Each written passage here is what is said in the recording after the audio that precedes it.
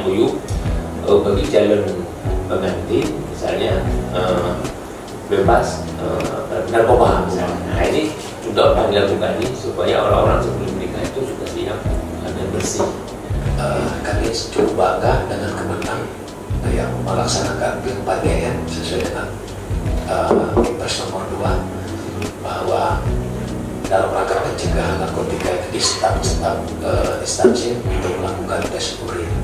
Kita bangga Bapak sudah, mungkin Kemenang saja yang melakukan itu sampai ke akar-akarnya.